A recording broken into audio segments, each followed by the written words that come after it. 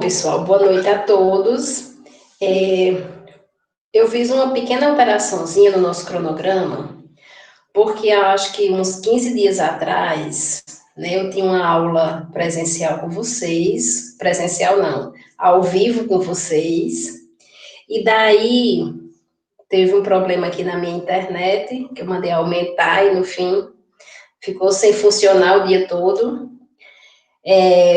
E a pessoa só consertou no outro dia, tá? E daí eu mandei uma videoaula para vocês, né, no sábado, porque não consegui dar aula ao vivo para vocês, uma conferência.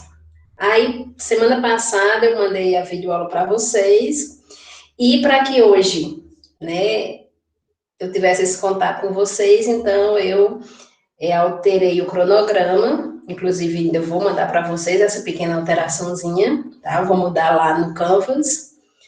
E daí, por isso que a nossa aula hoje é presencial, tá? Porque próxima semana nós vamos falar sobre empreendedorismo, nós vamos ter um convidado, tá? E esse convidado, ele vai gravar uma videoaula para nós. Então, seria outra sexta que nós não iríamos nos encontrar, tá? E eu já estou, mesmo sem conhecer, né, pessoalmente vocês, mas eu não gosto de passar tanto tempo sem estar em contato, pelo menos virtual, tá bom?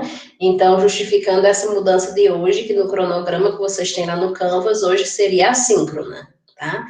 Por isso que eu avisei desde cedo que nós iríamos ter nossa aula ao vivo, tudo bem? Pronto, então a gente vai iniciar hoje bioética, a gente vai falar de bioética e alguns dilemas bioéticos. Na realidade, hoje nós iremos falar 2 dilemas bioéticos, a questão dos aspectos éticos e legais desses dilemas, e eu vou mandar uma videoaula para vocês, que será uma aula extra, amanhã ou segunda, sobre os demais dilemas bioéticos. Se nós estivéssemos no presencial, vocês iriam apresentar seminários sobre esses dilemas. Como não estamos, eu estou apresentando para vocês, tá? Então, pessoal, acompanhando aí os slides, o que seria bioética, tá? Bio, nós vemos, né, nós já escutamos falar aí nas nossas aulas de biologia, que bio é vida, tá? E já aprendemos que ética é a nossa consciência, é o nosso eu, ok? Então, daí, nós temos aqui, tá? Esse conceito de ética, onde ele diz que é bio, vida, ethos, relativo à ética, né? Que são o nosso consciente, o nosso eu, as nossas reflexões. E bioética é o estudo transdisciplinar entre biologia, medicina e filosofia, dessa especialmente as disciplinas da ética, da moral e da metafísica, que investiga as condições necessárias para a administração responsável da vida em geral e da pessoa em particular. Ficou aí um pouquinho claro, mas eu vou me lembrar de escurecer quando mandar os slides para vocês. Então, pessoal, o que é transdisciplinar? Né? Que ele transcende uma disciplina só, certo? Por quê? Porque nós estamos trabalhando com vida e para isso nós precisamos de uma equipe multidisciplinar. Ele trabalha a biologia, que é a vida, que são os sistemas, né, os nossos sistemas do corpo humano, é a nossa adaptação ao meio ambiente, tá? Ele traz a medicina aí, a medicina no sentido de equipe, porque não é só a medicina que trabalha na bioética, somos todos nós profissionais que trabalhamos diretamente com os nossos pacientes, e a filosofia, que é a parte ética, né? Que é a parte da moral, que é a parte da nossa consciência e dos valores étnico-culturais que todos nós temos, ok? Então, por isso que é dentro da bioética que nós trabalhamos os dilemas bioéticos, tá? Que eles vão envolver tanto os seres humanos em geral, né? Como aqui fala, porque nós trabalhamos com seres humanos, nós trabalhamos com regras, nós vivemos, né, numa comunidade, como também em particular, onde dentro da nossa ética, nós devemos ver e entender a particularidade, a subjetividade de cada paciente nosso. Nós devemos entender e respeitar a questão cultural, a questão religiosa, a questão da autonomia, que é um princípio bioético, tá? Então, nós temos que entender o nosso paciente como um todo, para que a gente possa estar prestando a nossa assistência, ok? E daí nós passamos desde dilemas bioéticos básicos, tá? Que talvez todo dia a gente vá passar por um, né? Como a questão de nós precisarmos fazer um procedimento e na instituição em que a gente trabalha não ter os materiais e os instrumentos necessários. E aí, o que é que a gente vai fazer? Isso é um dilema bioético. A gente vai refletir o que fazer diante dessa situação, tá? Que o nosso paciente precisa da assistência e que nós não temos os materiais e equipamentos, né, necessários, ok? Passamos desses para dilemas mais complexos, né? Como até aqui no slide tem a questão do aborto, da eutanásia, da clonagem, da fertilização in vitro, dos transgênicos, né? Da contracepção de emergência, que as pessoas usam, né, como um anticoncepcional normal, tá? Usam de forma descontrolada, ok? Então, são dilemas bioéticos que a nossa profissão nos faz ver que a gente precisa refletir em cima dos mesmos, ok? Por isso que o nosso código de ética é Código de Ética dos Profissionais de Enfermagem, onde nós vamos refletir em cima das situações em que somos expostas, né, das decisões que temos que tomar com relação ao nosso paciente, com relação à nossa profissão. E daí, nós temos 4 dilemas bioéticos. Nós temos o dilema da beneficência, não maleficência, autonomia e justiça, tá? Nós vamos ver cada um deles, onde nós vamos ver, né, especificamente entre a beneficência e a maleficência, tá? Que eles estão ligados aí, certo? A partir do momento que eu faço o bem para o meu paciente, que eu estou trabalhando aí o princípio da beneficência, eu também estarei trabalhando o da não maleficência, que é não fazer o mal, tá? A gente interpreta dessa maneira, ok? Ao mesmo tempo que eu pratico a beneficência, eu estou praticando a não maleficência. Ao mesmo tempo que eu estou fazendo bem para o meu paciente, eu não estou fazendo mal para ele, tá? Algumas vezes, a gente acaba fazendo esse mal, acaba fazendo essa maleficência, sem sem prestar atenção, tá? Sem querer fazer. Vamos ver cada um, tá? Então, como diz aqui, beneficência, o princípio da beneficência é o que estabelece que devemos fazer o bem aos outros, independente de desejá-lo ou não. É importante distinguir esses 3 conceitos. Beneficência é fazer o bem. Benevolência é desejar o bem. E benemerência é merecer o bem, tá? Nessas 3 palavrinhas, nesses 3 conceitos aí, a gente entende essa questão que diz, independente da gente desejar o bem ao outro ou não. Exemplo, às vezes nós temos um problema com uma pessoa X, tá? Tivemos um problema pessoal com essa pessoa. E nós estamos lá no hospital, no nosso plantão, de repente essa pessoa chega, tá? independente de eu desejar o bem ou o mal a esta pessoa, eu tenho que praticar o princípio bioético da beneficência. Eu tenho que fazer o bem a esta pessoa, porque eu tenho que prestar minha assistência, tá certo? Por isso que diz aí, independente de desejar o bem ou não para esta pessoa, nós precisamos praticar a nossa beneficência, que é fazer o bem para o nosso paciente. Por quê? Porque ele está lá com o paciente, não com aquela pessoa que eu tive um problema pessoal em outro local, ok?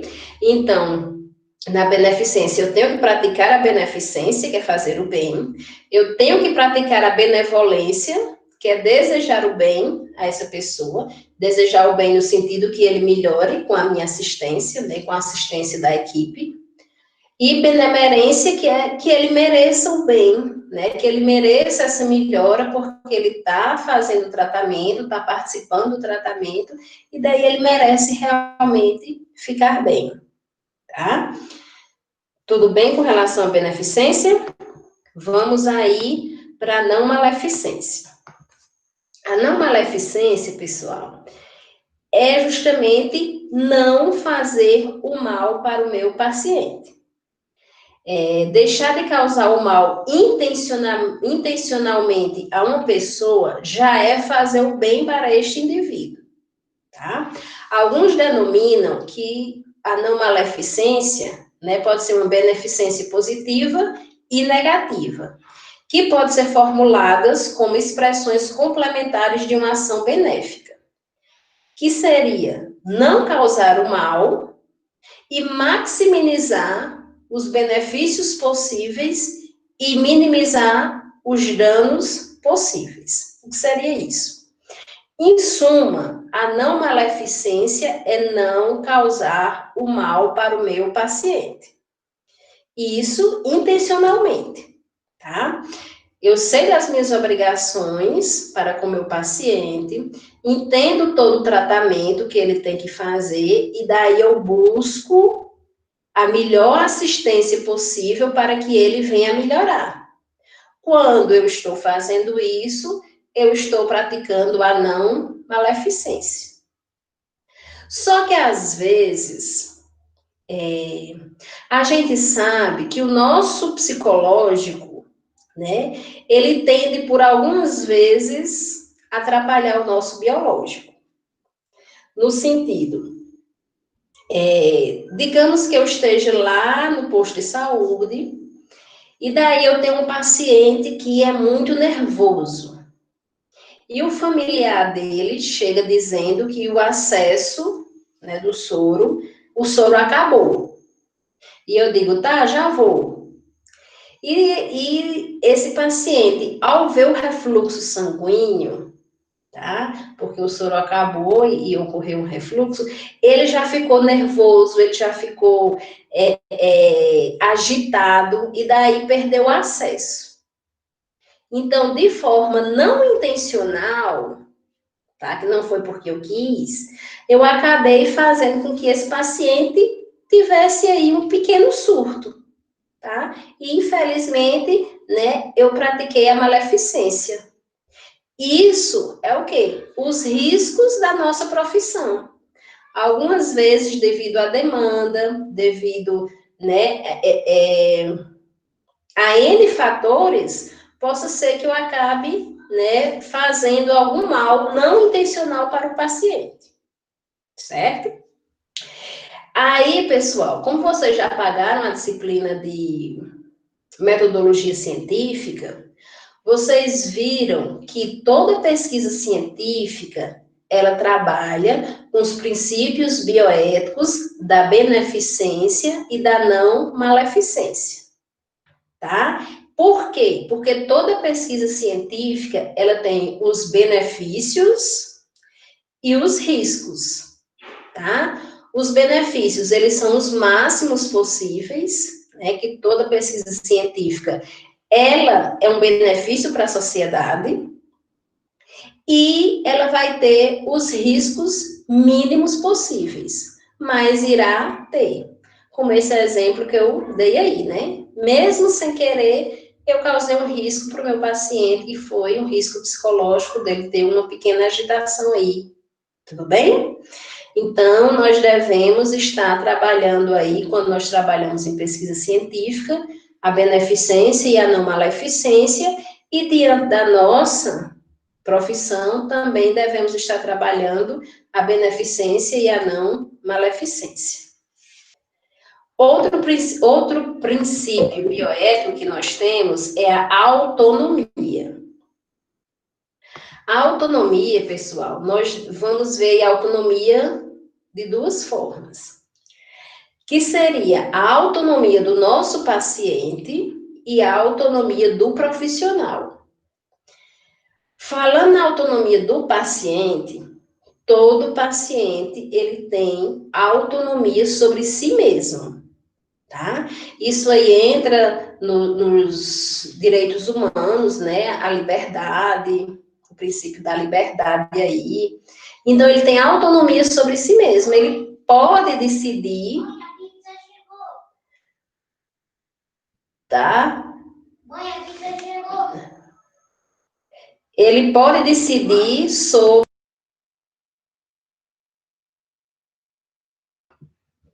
Pessoal, você me deu só um segundo aqui?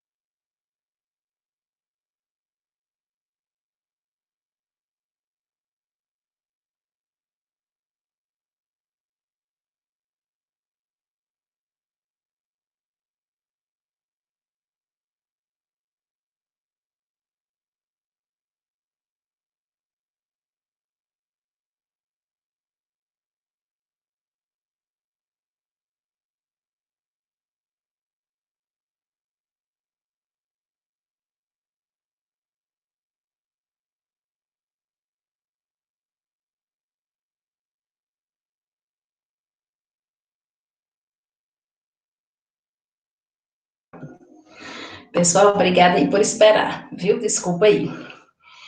Então, continuando. Dentro da autonomia do paciente, ele tem a autonomia de decidir sobre si, no sentido de que o paciente ele não aceita determinado procedimento, tá? E daí, nós, como profissionais, nós temos que realmente orientar esse paciente da necessidade desse procedimento. Mas digamos que ele continue persistindo que não quer o procedimento. Um exemplo básico aí, né? Não sei se vocês não conhecem a religião de vocês, mas um exemplo aí, os testemunhas de Jeová. Eles não aceitam a transfusão sanguínea. Isso é uma coisa da religião deles que nós temos que respeitar, tá? Mas nós também devemos mostrar para ele, né, a importância de se fazer essa transfusão para o seu tratamento. E daí, ele continua dizendo que não aceita o procedimento. Nós não podemos fazer o procedimento sem a autorização do paciente. Então, nós fazemos um termo de responsabilidade e pedimos para que esse paciente assine o termo de responsabilidade. Porque tudo que acontecer com ele vai ser responsabilidade dele. que não permitiu o tratamento. Outro caso aí, o paciente ou familiar querem receber alta, tá? O paciente está internado e quer receber alta, ou seus familiares querem que ele receba alta. A equipe que está cuidando desse paciente diz que não vai dar alta para ele, porque não está seu estado de saúde, né? Seu estado de saúde, doença, não permite que ele saia do hospital. Mas o paciente insiste ou a família insiste, e daí eles assinam um termo de responsabilidade. Isso, exatamente. Um termo de responsabilidade, tá? O paciente assina, o responsável assina, porque caso aconteça algo com ele, não é responsabilidade mais da equipe, certo? Deixa eu acompanhar aqui. Isso, tá? A alta a pedido, mas o paciente ou o responsável, né, o familiar, o cuidador, tem que assinar o termo de responsabilidade. Pessoal, nós, inclusive uma coisa que vocês vão me ver falando muito, principalmente quando a gente entrar na parte de legislação, que nós precisamos nos respaldar, tá? Como é que nós podemos nos respaldar? Com documentação, certo? Por isso que nós temos que fazer nossas anotações no prontuário do paciente, isso, Antônia, tá? No prontuário do paciente. Tudo que a gente orienta, tudo que a gente faz, todo procedimento que a gente faz com o nosso paciente, tem que estar anotado no prontuário, tá? É o nosso maior documento. Caso tenha algum termo que o paciente, isso nos respalda, tá? Caso tenha algum termo que o paciente assine, é o nosso respaldo, tá certo? Uma certa vez, né, eu trabalhava no Pernambuco, na estratégia de saúde da família, e daí lá tinha um pai que não deixava vacinar os filhos. Ele tinha 5 filhos e nenhum recebeu só recebeu o ABCG porque tomava lá no hospital. As outras vacinas ele não permitia, tá? E daí, quando eu cheguei lá, já tinha um processo, né, contra ele, porque a justiça mandando ele vacinar essas crianças, né? Então, transcorre aí injustiça e tal. Acionamos o conselho tutelar e tudo mais, e ele, né, nesse tempo não tinha as bolsas, né, Bolsa Família, Bolsa Social e tal, ele também não tinha o que perder, né, financeiramente, porque a saúde, ele estava comprometendo, né, a saúde dos seus filhos, a maior perda, mas, em suma, ele não deixava vacinar os filhos. Por diversas vezes nós fomos lá enquanto equipe, e daí fiz o termo, né, de responsabilidade, e ele assinou o termo de responsabilidade, porque caso acontecesse algo com as crianças pela falta de vacina, a responsabilidade era dele, não nossa.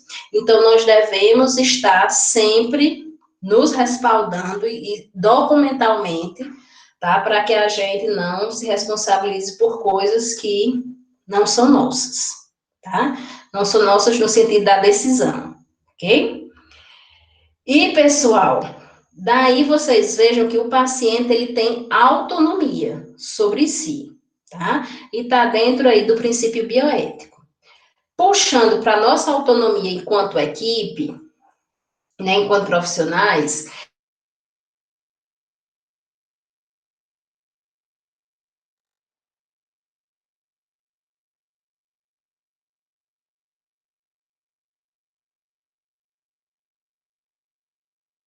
o psicólogo dentro das suas atividades e assim por diante, tá?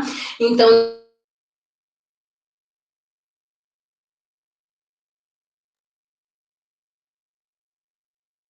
foi passado, tá certo? Então, hoje, cada um faz as suas atividades e todos nós trabalhamos em equipe. Nós somos profissionais autônomos e quem sabe das nossas atividades enquanto enfermeiros somos nós.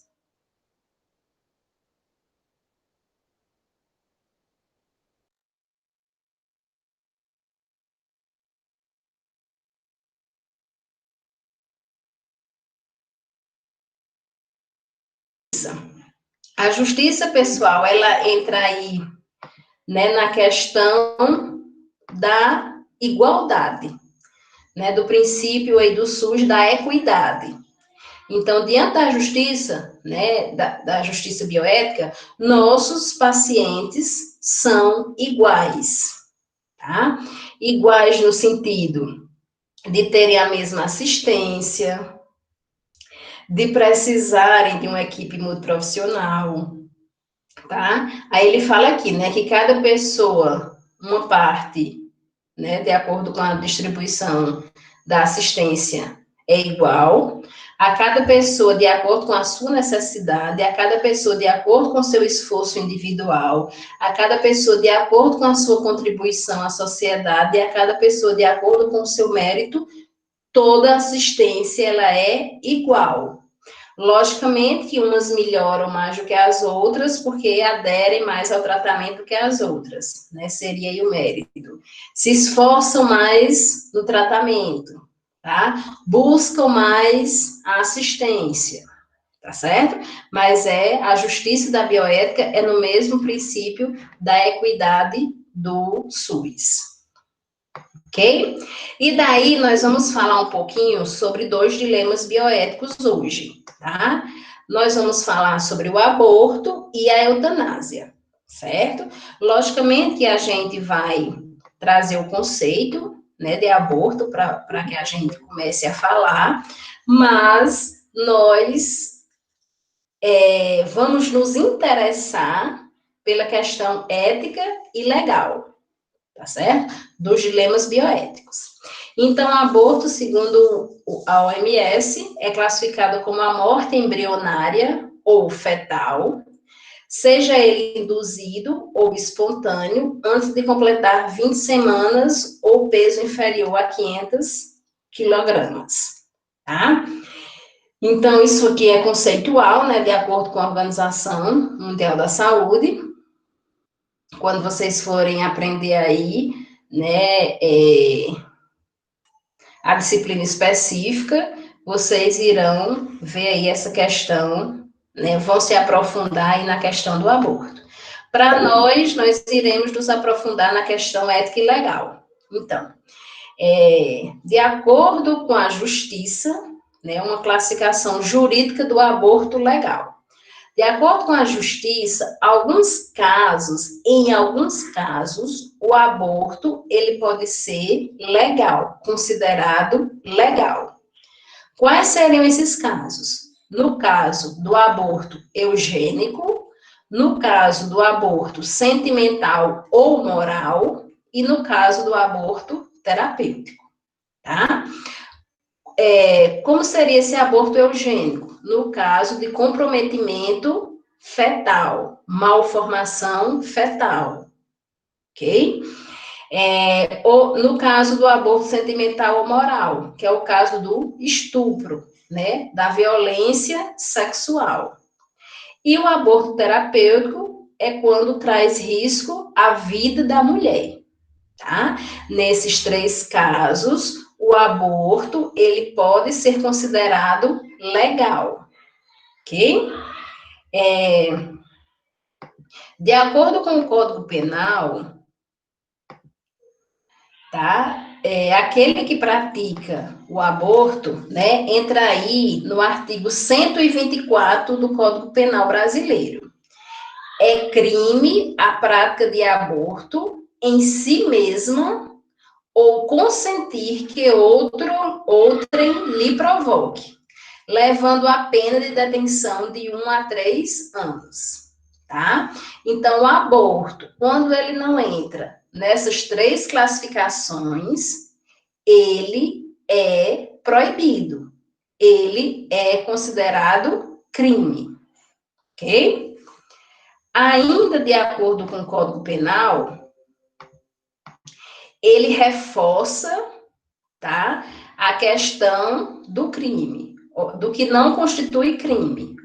Não constitui crime a prática do aborto quando não há outro meio de salvar a vida ou preservar a vida da gestante que é no caso aí do aborto terapêutico.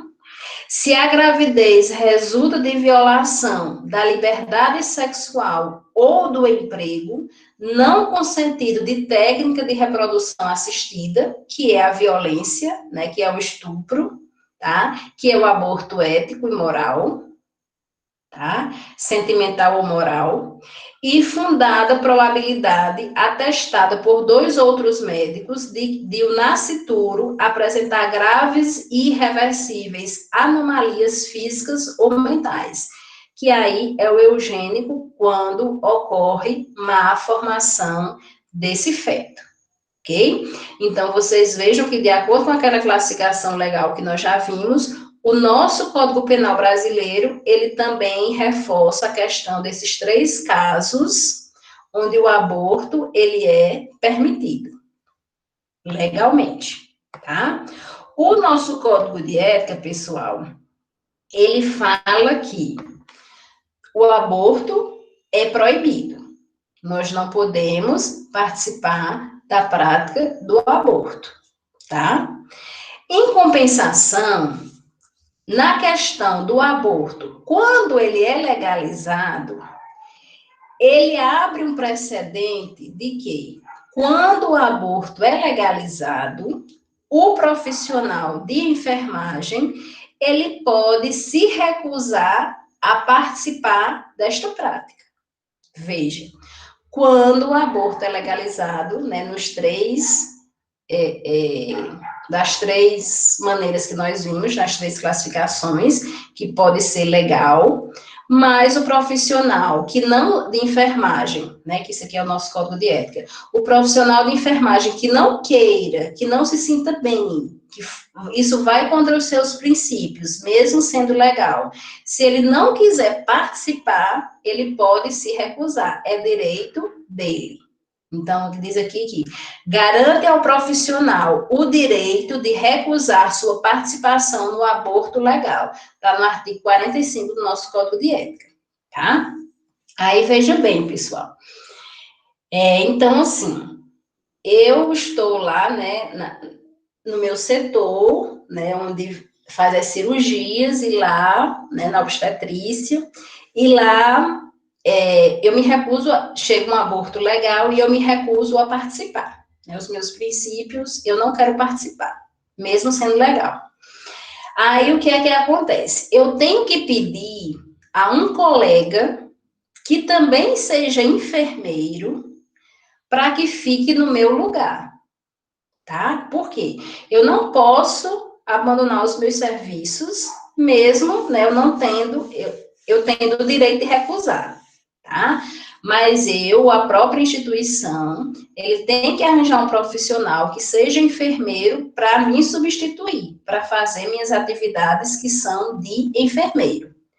Porque eu só posso, isso aí está também dentro do nosso código de ética, eu só posso delegar, né? Pedir para que outra pessoa faça minhas atividades como enfermeiro, se ele também for enfermeiro.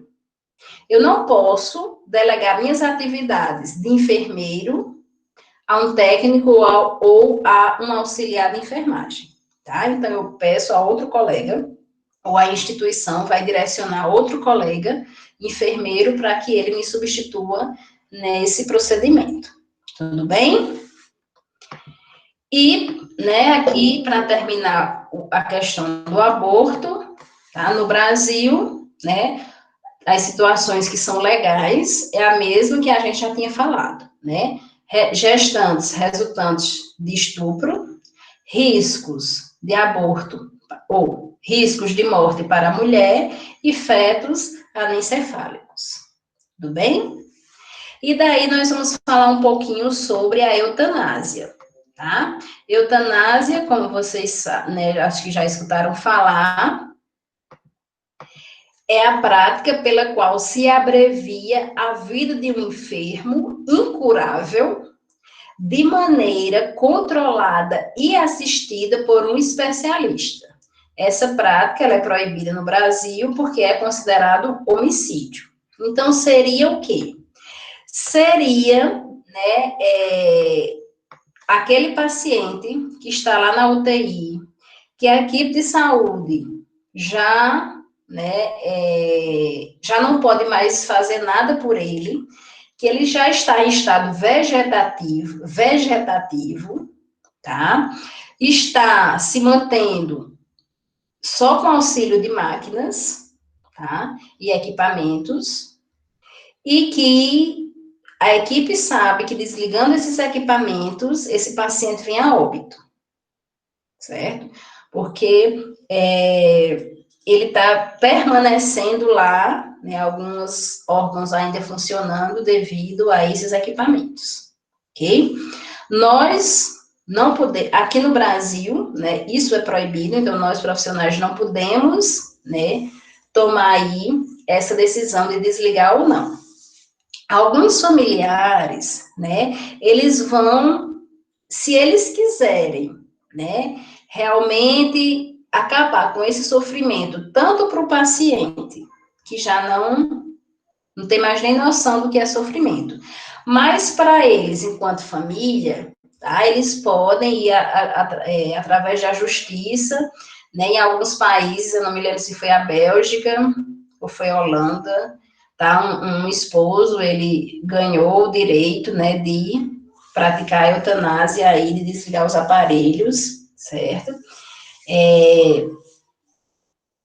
Porque, né, a esposa já estava realmente em estado vegetativo há anos, ok? Aí nós escutamos alguns argumentos a favor e outros contra, tá? Para que a gente possa refletir na nossa questão ética e legal. Então, argumentos a favor.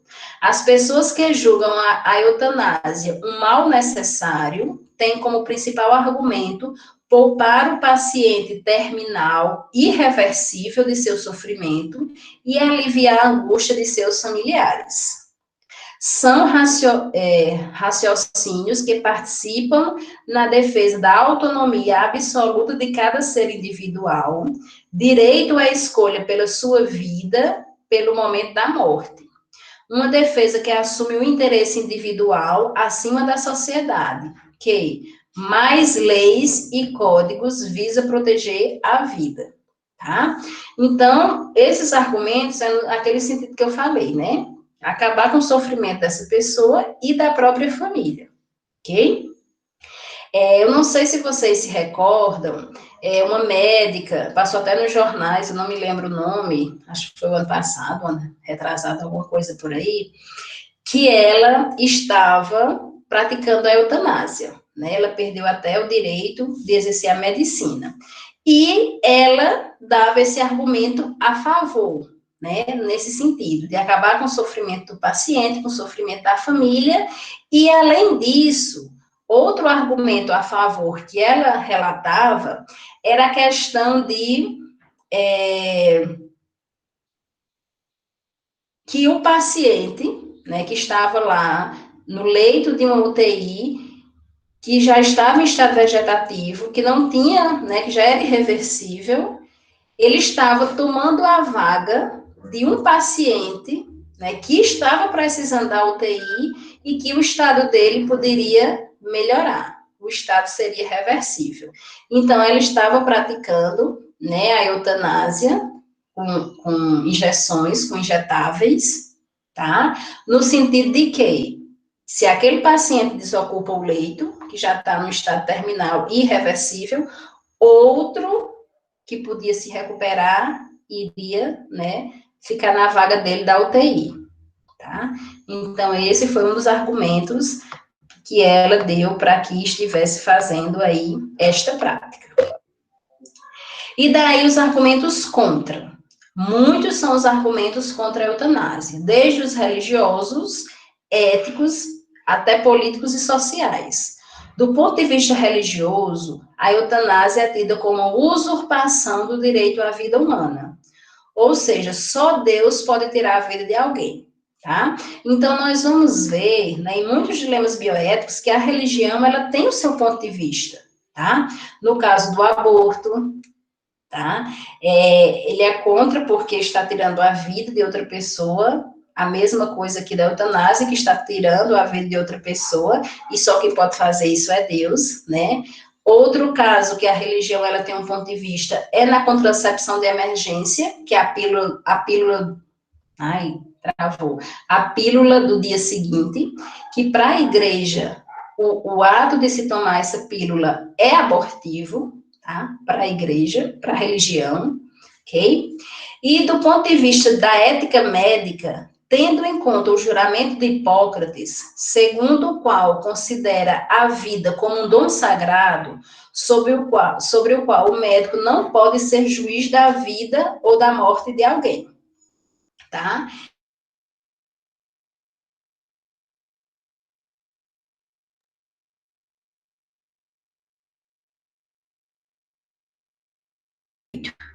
Ok?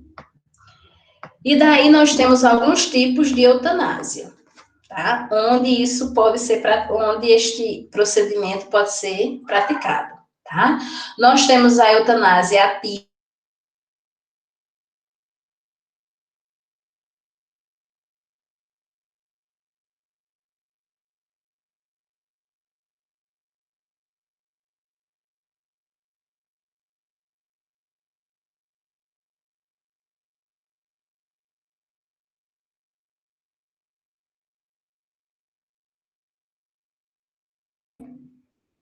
Eita, aqui também travou. Voltou? Voltou aí, pessoal? Normal? Agora?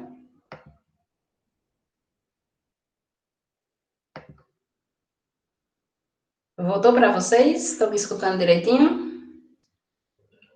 Aqui também deu uma travada, mas já estamos terminando, tá certo? Ótimo, ótimo. Então vamos lá. Também chamada de morte piedosa ou suicídio assistido. Aqui seria uma decisão do profissional, tá? Diante de um pedido do paciente.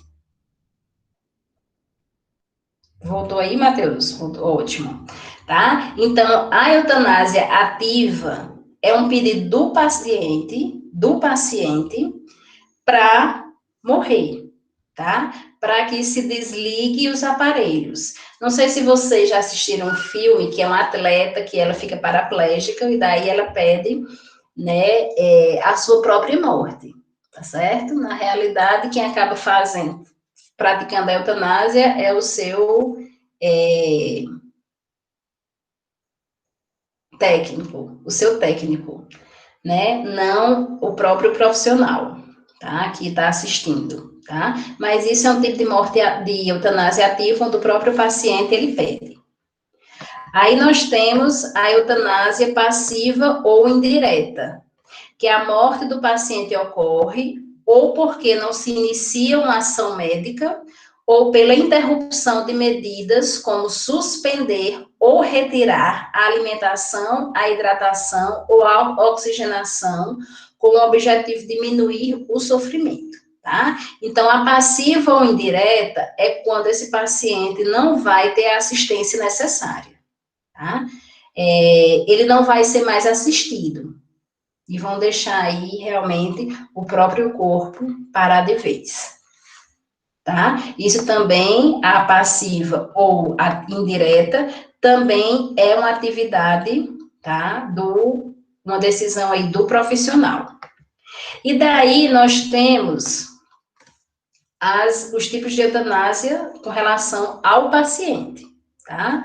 A eutanásia voluntária é quando a morte é provocada atendendo a uma vontade do paciente, tá? Que seria a mesma que a ativa, mas só que a ativa, não, a eutanásia não é permitida no Brasil, Matheus. Então, essa voluntária seria também a ativa, só que a ativa é quando o profissional pratica, tá? Holanda e Bélgica são permitidos, tá? A involuntária é quando a morte é provocada contra a vontade do paciente, ok? Aí vem, né, a questão da família, o paciente muitas vezes não consegue mais decidir, tá? E a não voluntária é quando o paciente ou qualquer responsável não é consultado ou não manifesta qualquer posicionamento sobre a decisão, tá? Que era no caso que essa médica estava fazendo, né? Ninguém pediu para que ela praticasse a eutanásia, tá? Ela praticava sem o consentimento do paciente, sem o consentimento da família, eles nunca foram informados, e ela, por ela mesma, decidiu, né, deduziu que, tirando aquele paciente da UTI, iria dar a vaga para outro paciente que tinha chance de sobreviver, ok? E daí nós temos a ortotanásia e a distanásia, tá?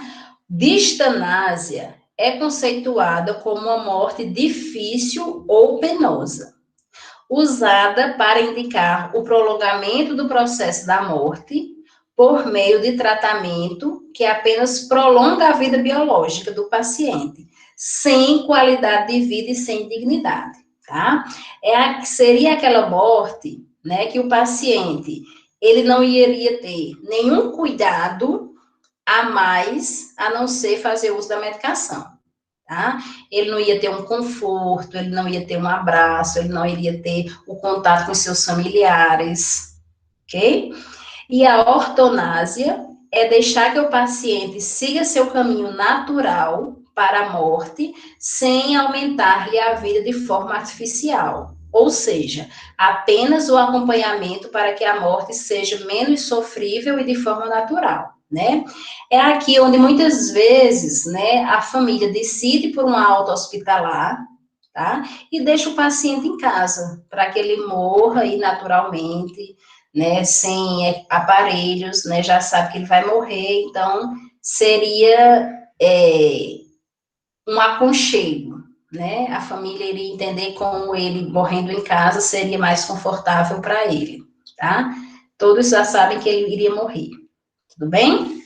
E daí, pessoal, a gente termina por aqui, na nossa próxima aula, que vai ser uma videoaula, tá? Que eu vou mandar para vocês, é uma aula extra. Nós vamos ver aí clonagem, reprodução assistida, contracepção de emergência e transgênicos, tudo tá certo? Uma videoaula que eu vou mandar para vocês ou amanhã ou segunda, de uma aula extra, tá? E sexta-feira nós teremos nossa aula assíncrona, porque nós teremos aí uma convidada, onde ela vai gravar uma aula para nós falando sobre aí empreendedorismo. Tudo bem? Alguma dúvida sobre o que a gente já falou, sobre o nosso conteúdo de hoje? Desculpe aí eu ter tido que sair.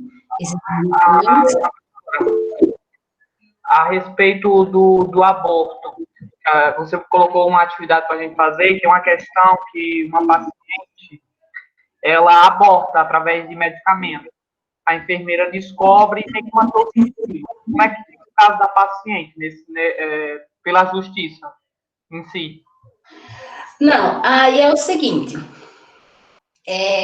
caso a enfermeira, né, ela queira denunciar essa paciente, ela vai sofrer aí, com relação ao o nosso Código Penal brasileiro, ela vai ser julgada e pode, né, ser presa, tá? Aí é um dilema bioético que essa enfermeira, ela tem que ver, né, porque existe, possa ser, né, que para essa mulher, né, que sofreu aborto, existem N casos, tá?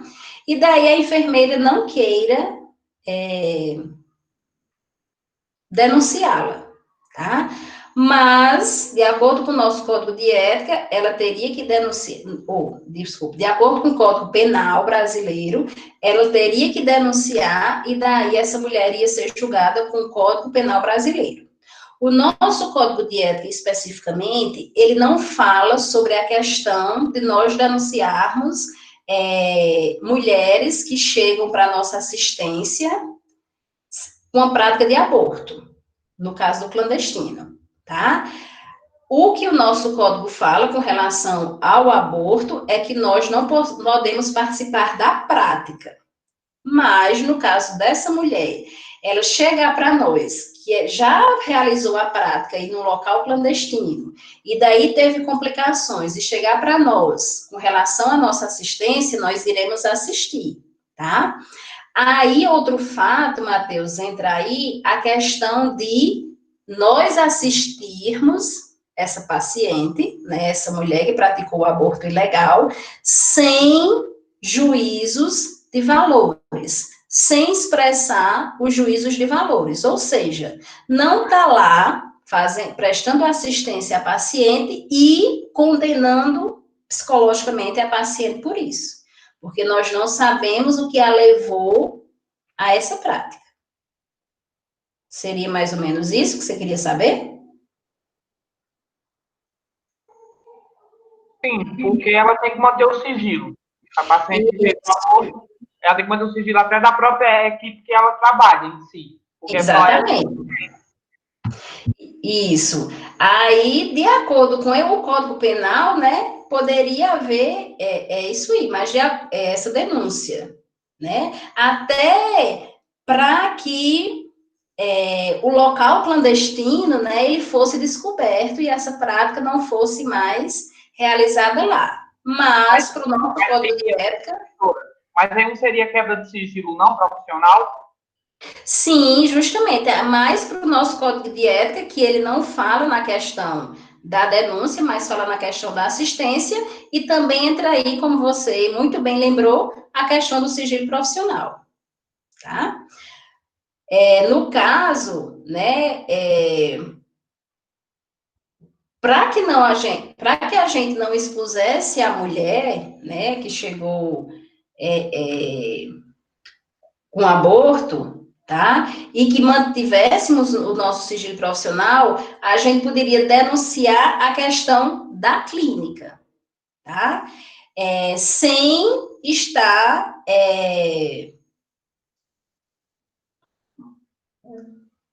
como é que eu posso dizer? Informando quem era a pessoa, tá? A gente podia fazer isso por um bem social, tá? Mas sem expor a paciente, tá? Porque justamente também tem essa questão aí do sigilo profissional, muito bem lembrado aí por Matheus. Certo?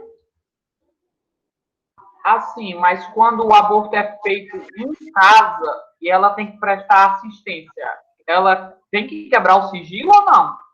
Não, não. Tá? Aí ela não, né? Tá? No caso, você está dizendo em casa, o induzido, né? O provocado, não é isso? O aborto provocado feito em casa pela própria mulher. Não, ela tem que prestar sua assistência, tá? E, né, o prontuário, ela faz suas anotações do que foi feito, dos relatos. Então, quem tiver contato com o prontuário, né, na realidade, quem terá contato com esse prontuário? Os que forem assistir essa paciente. Então, irão saber que foi um aborto induzido, tá? Porque eles também irão prestar assistência a esse paciente, a essa paciente, tá certo? Mas ela não tem que informar nada para ninguém, não, tá? Manter aí o sigilo profissional, ok? Mas os registros de tudo que ela fez, os relatos, como a paciente chegou, tudo isso tem que estar lá no prontuário, né? Porque, como a Antônia falou aí, é respaldo nosso, tá? O prontuário. Outro profissional que for assistir essa mesma paciente, e quando ele pegar o prontuário, ele vai saber que essa paciente chegou lá com prática de aborto provocado, tá?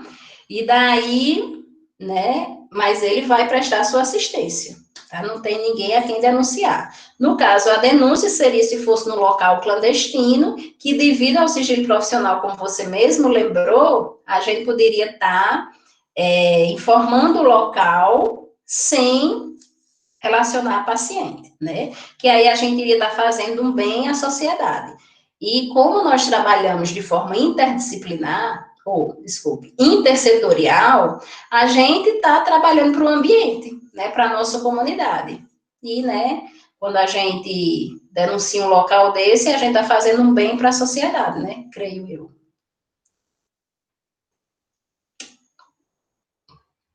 Respondi, Matheus, mais ou menos aí? Deu certo? Agora eu entendi. Pronto. Ok, pessoal. Aí a nossa atividade, aproveitando que o Matheus falou aí da atividade, nossa atividade com relação à bioética, eu só vou enviar para vocês quando eu mandar a videoaula, tá certo? Que aí a gente termina o conteúdo e daí faz um exercíciozinho para praticar, tá bom? Tudo bem? E quando eu fizer a mudançazinha lá no cronograma, aí eu boto lá o cronograma novo para vocês. Certo? Qualquer dúvida que vocês tiverem com relação às atividades, mesmo não sendo hora da aula, vocês podem entrar em contato comigo, tá certo? Mesmo se eu não responder logo, mas eu vou responder assim que eu vir, tá bom? Podem ficar à vontade, sem nenhum problema, tá? Mais alguma dúvida, pessoal?